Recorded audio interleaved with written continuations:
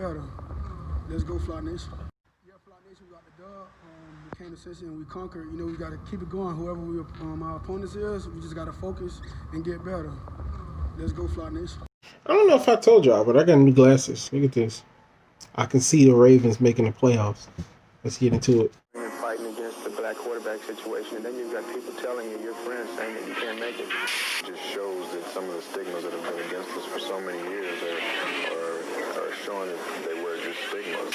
You're like, a black quarterback can never make it in college or professional. Everything's opening up now. It's not just that black quarterbacks are guys. What you have now is franchise elite passers. Assuming I'm rooting for everybody that's black. Yeah. Assuming I'm rooting for everybody that's black. Look. Assuming I'm rooting for everybody that's black. Spent thousands of racks on handmade new rags. Assuming I'm rooting for everybody that's black. That's everybody from sports to college class to rap. What we're going to talk about is Teddy Bridgewater and PJ Walker from Carolina, and how I guess both of them, I guess you could say both of them had a pretty average day, so to speak. Teddy was benched, I guess, for not playing well, or I'm not sure as to why he was benched. Like, he was playing, like, if average is 50%, Teddy Bridgewater was playing at about 45, 46. Like, he's playing okay, but he wasn't doing anything to help them win, if that makes sense. He was 13 for 23, 176 yards, and 2 interceptions. And so PJ Walker came in, the guy from the XFL.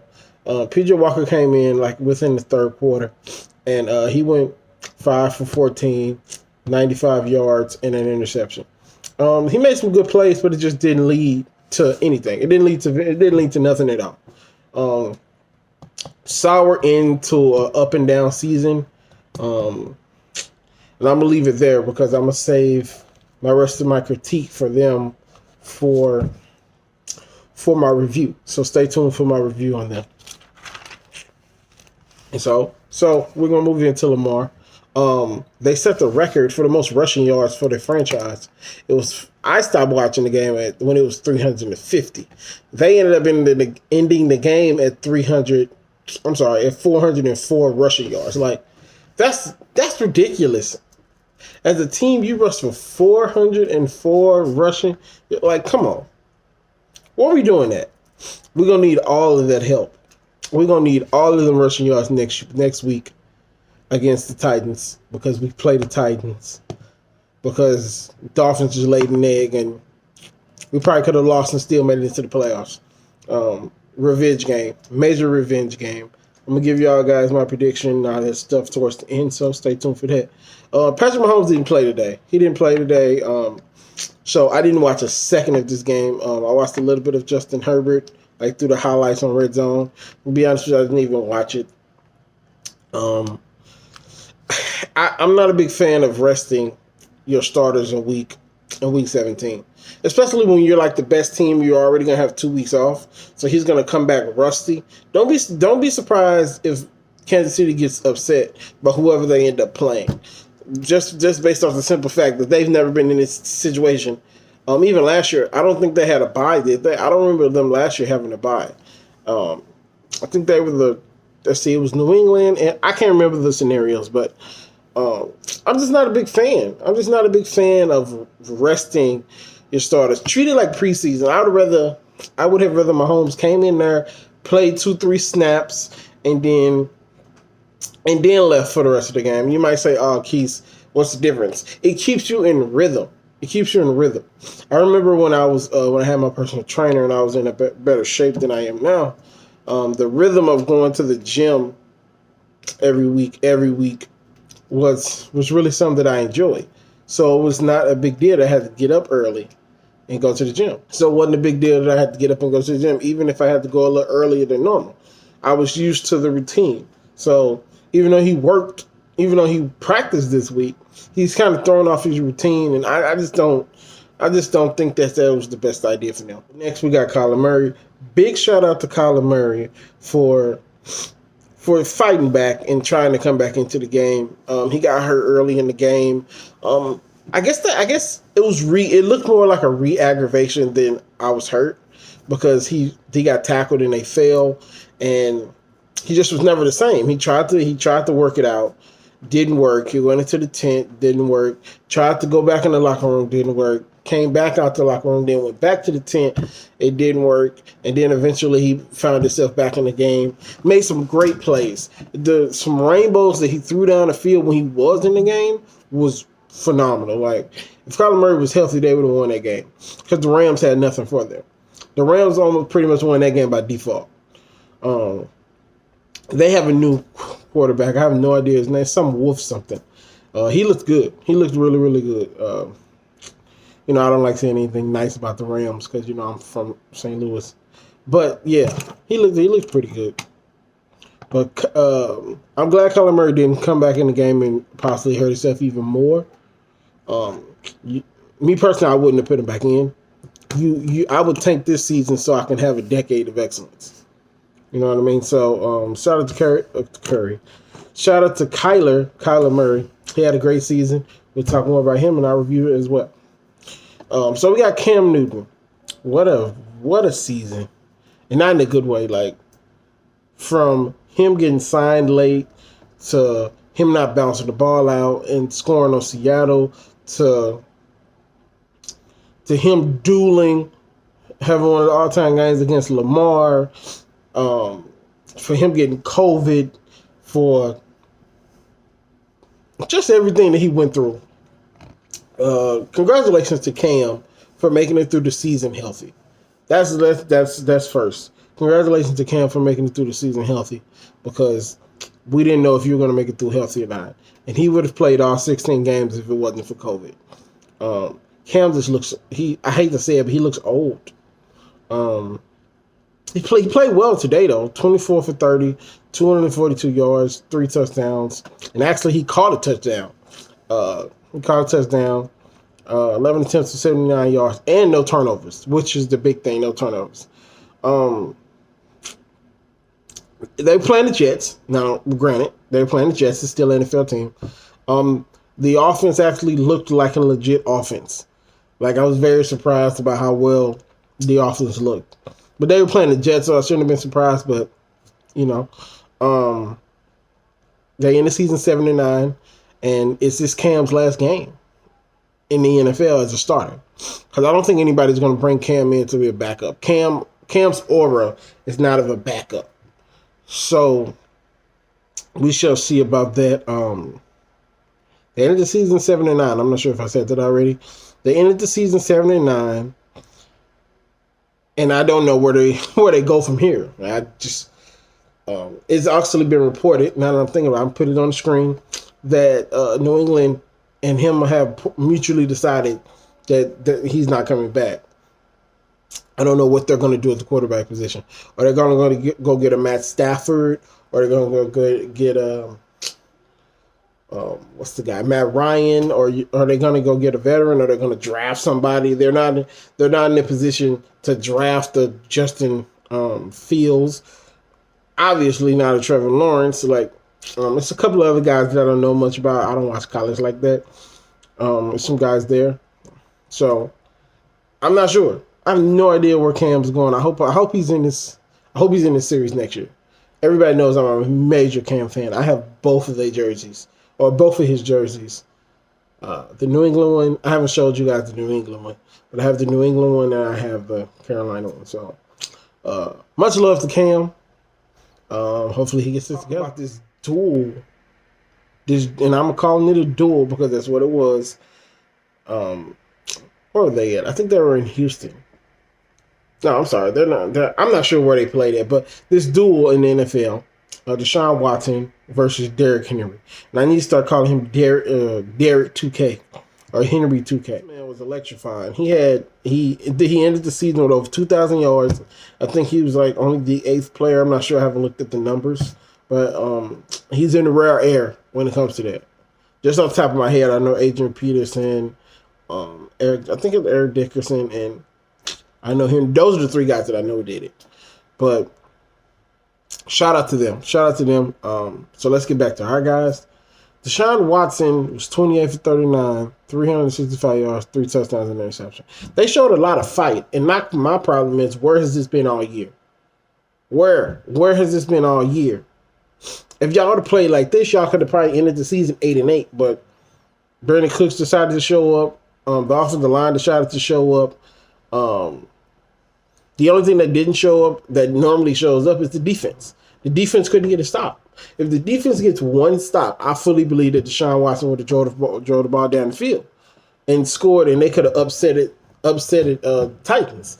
But they couldn't do it. Ended up going into overtime. It was a hard-fought battle through and through. They came back from what I think was about a 10-12 point deficit and ended up tying it. And the defense just couldn't get off the field. The defense couldn't get off the field because they couldn't stop Derrick Henry, nor did they want to tackle him.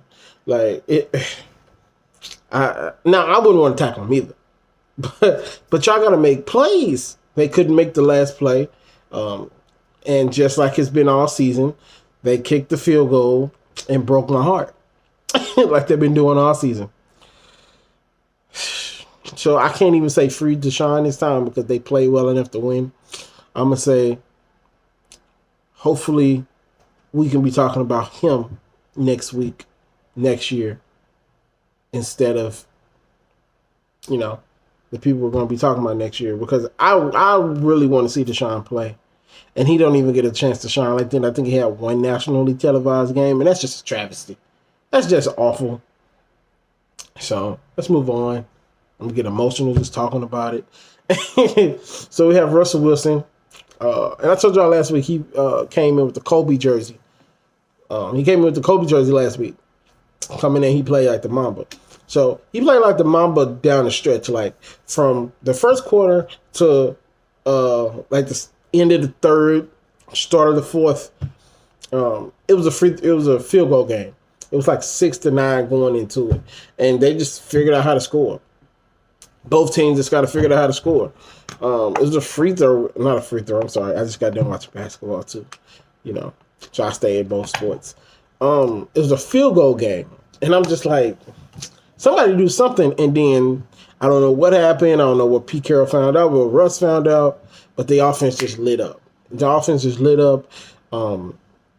The running game plus Russ's magic ended up winning this game. They were just spectacular down the stretch, and then it ended up not even being. It was close, but they ended up winning by like 10. So shout out to them. They made the playoffs, but unfortunately the Packers won, and the Saints won, so that puts them in the third seed. Now, if either of those two would have lost, it would put them at the first seed.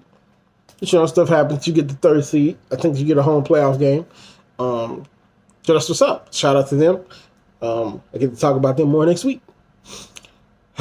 This here, man. I don't know. And my uncle told me this, that they might have been tanking. Why bench Jalen Hurts down the stretch? He made a couple bad passes. For the most part, he was good. I wouldn't say he was lights out, but he was good. He was steadying the ship.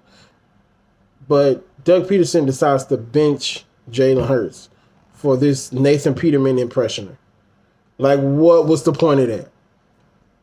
Everybody was like, what are you doing? Even the announcers were like, what are you guys doing? And it just seems like they was tanking to get the pick. And I saw a graphic that came up on TV. It's like if they win this game, they go to the 9th pick. If they lose the game, they go to the 6th pick.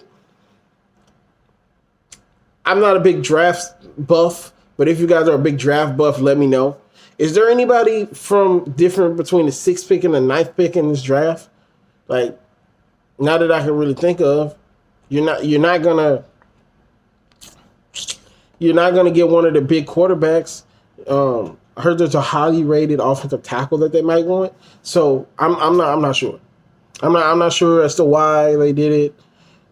So I don't know.